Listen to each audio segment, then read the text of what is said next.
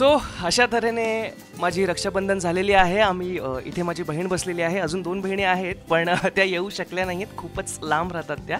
ही जवळच्या जवळ असल्यामुळे ही आली आहे आणि दरवर्षी आमची अशीच मस्त रक्षाबंधन होते, कारण शूटच्या टायमिंग्समुळे म्हणजे दरवर्षी सुट्टी नसते. आजही सुट्टी नाही आहे, मला निघायचं आहे थोड्या वेळाने, पण असंच आम्ही एकदम सकाळी उठून वगैरे जेव्हा आम्हाला वेळ मिळतो किंवा जर मी लवकर आलो तर लवकर.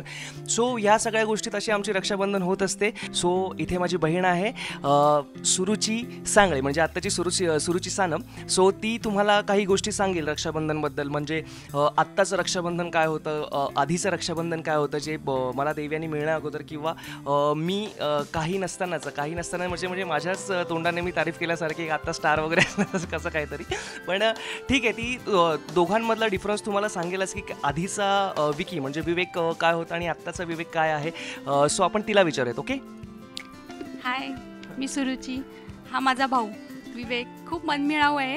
याच्या आधीसुद्धा रक्षाबंधन झाले आमच्यामध्ये, पण आता सध्या त्यावेळेस आम्ही रक्षाबंधन करायचो, त्याला भेटायचो, यायचो.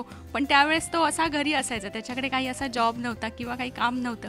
पण येऊन आम्ही अगदी त्यावेळेस त्याला फार असं गिल्टी फील व्हायचं की मी यांना काय देणार. आम्ही तिघीही बहिणी म्हटलं, पण रक्षाबंधन म्हणजे फक्त काही घेणं किंवा देणं असं नसतं की आपल्या दोघांबद्दल, भावा बहिणींबद्दल प्रेम असतं की ते प्रेम आपण दाखवायचं असतं, की त्यामुळे भावाकडूनही काय मिळणं याची अपेक्षा न ठेवता. पण तो आता जास्त स्टेजला आहे आणि तो इतका आम्हाला त्याचा अभिमान वाटतोय की तो आम्हाला सगळ्यांना असं धरून म्हणजे अगदी आम्हाला इतकं भरभरून प्रेम देतो आणि त्याची सगळी उणीव त्याने आता यावेळेस भरून काढलेली आहे. एकदमच खूप छान बोलली आहे ती, म्हणजे मला तरी खूप छान फील झालं आहे आणि खूप छान बोलली आहे. माझ्यापेक्षाही छान बोलली आहे ती. मला एक्सपेक्टेड नव्हतं हे ॲक्च्युली. खूपच छान बोलली आहे ती.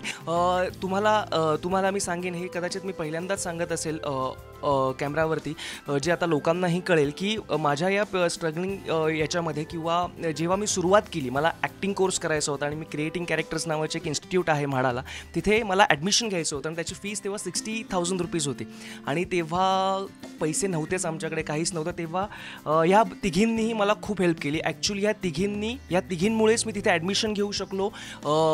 ॲक्टर म्हणून मला या मधल्या काळामध्ये स्ट्रगलिंग पिरियडमध्ये ज्या गोष्टी कमी पडल्या की मग ती काही असेल, ती पैशांची मदत असेल, ते बाकीचे इमोशनल सपोर्ट असेल किंवा बाकीच्या गोष्टी असतील, या सगळ्या या तिघींनीही केला. सो माझ्यासाठी भाऊ, आपण असं म्हणतो की रक्षाबंधनला भाऊ बहिणीला काहीतरी देतो, भाऊबीजेला बहीण भावासाठी काहीतरी देते, पण यांनी आधीच मला ऑलरेडी एवढं सगळं काही दिलं आहे, तर त्याच्यामुळे यांच्याकडून मला दुसरी काहीच अपेक्षा नाही. उलट माझंच आता याच्यात आहे की मी अजून यांना पुढे काय काय देऊ शकतो ते. सो ह्या सगळ्या गोष्टी आहेत आणि या तिघींनाही मी त्यासाठी खूप खूप थँक्स म्हणेन आणि आयुष्यभर थँक्स म्हणत राहीन. सो असं असतं आमचं रक्षाबंधन, ज्याची मला सुद्धा मी वाट बघत होतो. माझी मोठी बहीण आलेली आहे. सो एक जसं मी मगाशी म्हणालो की 3 बहिणी आहेत, त्यातली 2 नंबर बहीण आहे, तिचं येणं सध्या पॉसिबल नाही आहे कारण ती नाशिकला आहे. पण या 2 बहिणी इथे आहेत, ही पण सध्या आली आहे आणि आता आमचं रक्षाबंधन आता हिच्यासोबत पण मी सेलिब्रेट करणार आहे, जसं या बहिणीसोबत केलं आहे. ये ना बस. ते कसं झालं की कॅमेरा आहे, सगळ्या गोष्टी आहेत, तर तिला माहीत नाही मार्क कुठे भरायचा वगैरे, कॉन्शियस झाल्या पहिलीच वेळ, पण होईल. सो आता आपण या बहिणीशी गप्पा मारूया की पहिलं रक्षाबंधन सेलिब्रेट करूया. ठीक आहे, पहिल्या गप्पा मारूया. तुला काय वाटतं की आता आधी पण आपण एवढे वर्ष, म्हणजे मी 29 वर्षाचा होईना तरी सांगितलं तर मग हे याच्यामध्ये आपण गेले 28 वर्ष, म्हणजे असं पकडूया की देवयानी सुरू होण्याअगोदर 25 वर्ष आपण सेलिब्रेट करत होतो. आत्ता हे गेले 3 वर्ष आपण मला छोटी मोठी कामं मिळायला लागल्यानंतर तर आपण सेलिब्रेट करतो. तर तुला काय वाटतं की काय डिफरन्स आहे आधीचं रक्षाबंधन आत्ताचं रक्षाबंधन? एवढा काही फरक नाही, पहिले होतं तसंच आहे. हो, म्हणजे तिला असं म्हणायचं आहे की माझ्यात काही फरक पडलेला नाही आहे, मी तसंच डाऊन टू अर्थ आहे अजून. सो हे असं तिला म्हणायचं आहे तिला. सो ह्या सगळ्या गोष्टी असतात. ही आत्ता तिचा जसा चेहरा झाला किंवा तिची जी कंडिशन आहे, ही माझी सुरुवातीला ऑडिशन देताना व्हायची. मी लिटरली खूप घाबरायचो, असा थरथर कापायचो आणि माझं तेव्हा असायचं, यार मी खरोखर ॲक्टर होईन का, मला जमेल का काही. पण होतं. हे माझ्याबरोबर खूप वेळा 2 वर्ष झालेलं आहे, तुझ्याबरोबर तर एकदाच आहे, म्हणजे यूज टू होईल ही थोड्या दिवसांनी. ह्या निमित्ताने मला एक तुम्हाला आठवण सांगायची, म्हणजे असं माझी खूप इच्छा आहे की सगळ्यांसमोर ती यावी म्हणून. ह्याआधी त्याला मी मगाशी सांगितल्याप्रमाणे की त्याला जॉब नव्हता, काही नव्हतं आणि त्याच्यात तो आम्हाला अगदी काय द्यायचं मी बहिणीनं यासाठी फार त्याला गिल्टी फील व्हायचं. त्यामुळे त्याने त्याच्यातूनही आम्हाला असं जी पॉकेट मनी यायची, पैसे साठवून वगैरे, असं त्याने ना आम्हाला तिघींनाही असं एक छोटंसं गिफ्ट दिलं होतं. ते आमच्या आयुष्यभर लक्षात लक्षात राहणार आहे. आणि आत्ताही तो म्हणजे इतकं भरभरून आमच्यासाठी सगळं करतोय आणि फरक तर अजिबात जाणवू देत नाही की तो आता खूप स्टार आहे आणि तो आम्हाला म्हणजे वेळ देत नाही, असं काही नाही आहे. तो सगळ्या गोष्टी आमच्यासाठी करतो.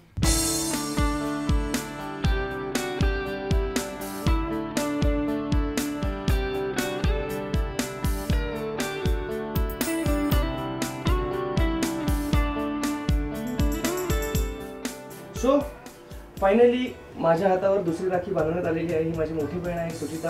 आता तुम्ही विचार करत असाल मोठी बहीण एक राखी बस झाली, दुसरी राखी कशासाठी? तर ही कालच नाशिकला गेली होती. सो माझ्या नाशिकच्या 2 नंबर बहिणीने स्मिताने ही राखी पाठवलेली हिच्यासोबत. सो तुम्हाला कळत असेल आमच्यामधलं हे रिलेशन आहे. सो जरी कुणी येऊ शकत नसेल तर राखी आमच्यापर्यंत पोहोचते.